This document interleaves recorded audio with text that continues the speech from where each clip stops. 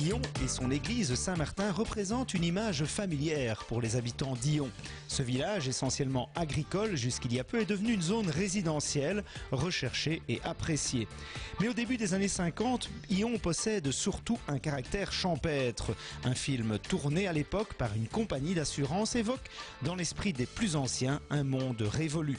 Mais tout a-t-il pour autant disparu ? Ion, dans les années 50, c'est avant tout un village champêtre. Un village champêtre avec beaucoup d'agriculteurs, surtout des maraîchers, qui allaient le vendredi vendre leurs légumes au marché. Voilà le Montpanisel, Le beffroi de avec le Mons. beffroi.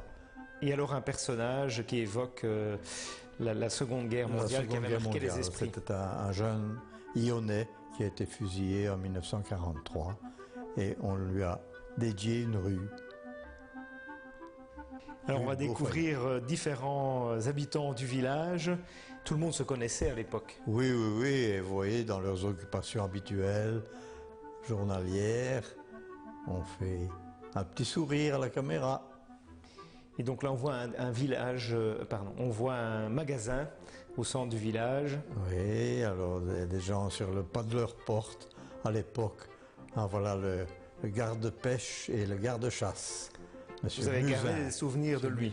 Oui, j'ai gardé le souvenir parce que on remettait des truites dans la trouille à l'époque et j'avais cru malin d'aller jeter des vers de terre pour essayer de maintenir les truites à un endroit où j'aurais été pêché le samedi. Malheureusement, M. Musin surveillait et je me suis fait choper.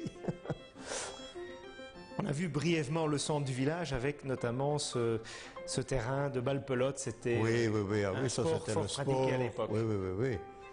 Et on voit les voies du tram, le tram à vapeur, que je prenais parfois le matin pour aller à l'Athénée, parce que c'était l'occasion de rencontrer des jeunes filles. Là, c'était... Ce qui est caractéristique au niveau mobilité, c'est qu'on utilisait beaucoup le vélo. Ah oui, là c'était... Il n'y avait pas tellement de risques à l'époque. Non. On a aperçu l'église qui est toujours présente, évidemment. Voilà ici le boulanger du village. À gauche. Ah oui, là. Petite fantaisie. On découvre ici l'église du village. Oui, l'église Saint-Martin. C'était un lieu de rendez-vous important pour les gens le dimanche matin. Oui, voilà d'ailleurs Saint-Martin. Oui, bien sûr, c'était l'occasion de rencontrer les gens, de se saluer. Tout le monde est en dimanche, évidemment. Ah, voilà, Madame Andry a mis son beau chapeau du dimanche. Les messieurs ont leurs gants en main. Oui, c'était vraiment la sortie du dimanche, tout à fait. Alors après la messe, on sort de la messe et puis on allait boire un verre. Il y avait deux possibilités principales. Au Coloma. Pour les catholiques, c'était plutôt le Coloma. Mais il y avait aussi le casino qui était une auberge accueillante, où il y avait d'ailleurs un théâtre. Et je me souviens, à l'époque, on jouait des pièces de Boschettia, parce que le secrétaire communal était borin, et il amenait la troupe de framerie à Ion. Il y avait quand même déjà quelques voitures.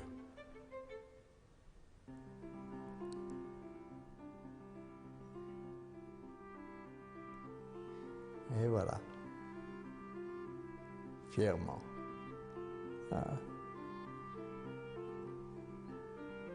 C'est la fille du menuisier d'Ion, Toussaint, dont le fils a repris l'exploitation. C'était encore en terre battue. Et là, la collecte, on pouvait sortir sans crainte de l'église avec la collecte. Et peut-être que monsieur le curé va la déposer à l'agence d'assurance pour qu'elle soit en lieu sûr. Alors là, on va découvrir une fête locale et on voit vraiment le degré de mobilisation des habitants et des participants. Ah oui. Ben, j'ai l'impression que c'est le châtelain. Ah voilà, le garde champêtre, M. Toubeau. Le châtelain avait probablement mis son parc à disposition de de l'association des dames patronesses. Et on les voit arriver ici pour préparer le repas. Voilà, monsieur le curé qui vient veiller sur ses ouailles.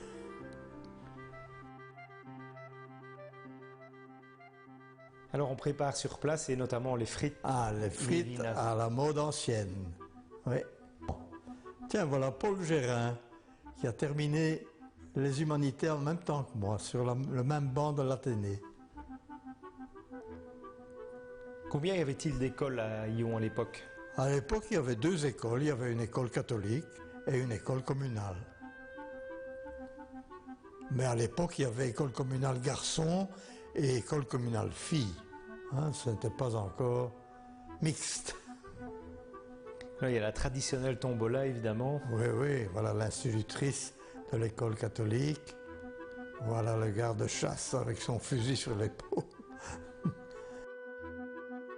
Voilà le fils du châtelain de Cambry. Une vieille famille Dion. Une vieille famille Dion. Oui, oui, oui, oui. Le château existe toujours. Oui, oui, oui. Et voilà l'ancien Mailleur, qui était un agriculteur, M. Flamand, Maurice Flamand, qui a d'ailleurs sa rue aujourd'hui. Quelle était la couleur politique dominante à l'époque? C'était le parti catholique. C'était le parti catholique.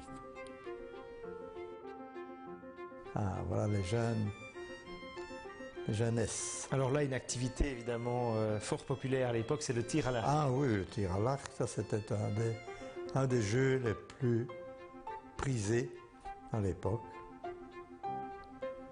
Et ici c'est un tir au berceau. Il y avait aussi le tir.